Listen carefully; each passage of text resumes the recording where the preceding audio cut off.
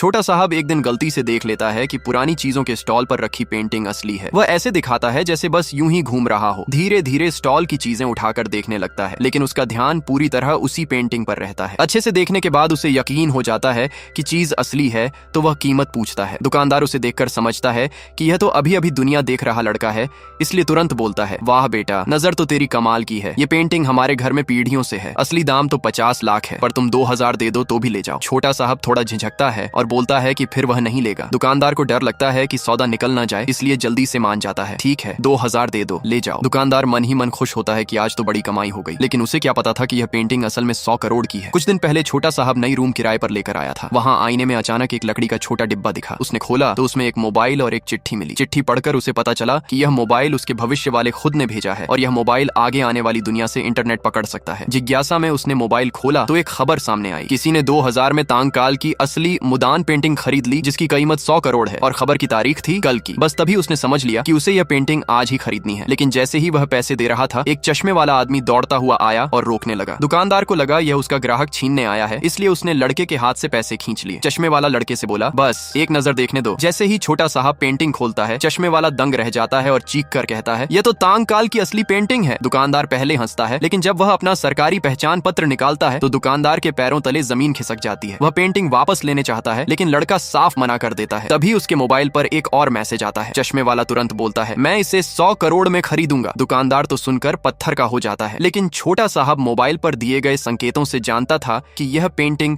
वान परिवार ढूंढ रहा है और उसके भविष्य वाले ससुर उन्हीं का सबसे बड़ा दुश्मन है। इसलिए उसने पेंटिंग बेची नहीं और जल्दी से निकल गया। लड़के ने पेंटिंग अपनी गर्लफ्रेंड को देकर कहा, इसे अपने पापा को दे दो, इससे उन्हें बड़ा वाला 1000 अरब का सौदा मिलेगा। उधर वान ग्रुप के मालिक को जब पता चलता है कि कोई पेंटिंग ले गया और 100 करोड़ का ऑफर भी ठुकरा दिया, तो वह समझ जाता है कि जरूर उससे दुश्मनी रखने वाला ग्रुप यह खेल कर रहा है। वह लोगों को पेंटिंग छीनने भेज देता है। इसी बीच लड़की के पिता को पेंटिंग मिल जाती है। वह लड़के को आजमाना चाहते हैं, इसलिए बताते हैं कि एक बड़े बिजनेसमैन को यह पेंटिंग चाहिए और जो उसे देगा उसे 1000 अरब का कॉन्ट्रैक्ट मिलेगा। फिर वह लड़के को 2 विकल्प देते हैं। वह खुद 500 करोड़ देकर पेंटिंग खरीद लेंगे, लेकिन बदले में लड़के को उनकी बेटी से रिश्ता तोड़ना होगा। दूसरा रास्ता बाद में बताया जाएगा। लड़का बिना सोचे रिश्ता नहीं तोड़ने का फैसला करता है। लड़की खुश हो जाती है। तभी पिता बताते हैं, ये सब तुम्हारी परीक्षा थी। उसी समय चश्मे वाला आता है और पेंटिंग को ध्यान से देखकर बोलता है, यह नकली है। लड़की के पापा तुरंत पेंटिंग वापस करके बोलते हैं, जाओ बेटा, ये हमारे काम की नहीं। चश्मे वाला उसके पीछे भागकर लिफ्ट के पास रोकता है और कहता है, मैं इसे 600 करोड़ में खरीदूंगा। लड़का ससुर की बात याद रखकर थोड़ा नाटक करता है, फिर सौदा मान लेता है। दोनों का सौदा पूरा हो जाता है। लड़की गुस्से में अपने पापा से पूछती है, आपने ऐसा क्यों किया? पिता मुस्कुराकर कहते हैं, अरे पगली, हम नाटक कर रहे थे। लड़की चौंक कर पूछती है, नाटक? पिता बताते हैं, वान ग्रुप वाला बूढ़ा लोमड़ी इस पेंटिंग का दीवाना है। अगर उसे असली न मिली तो वह पीछा नहीं छोड़ेगा, इसलिए हमने पेंटिंग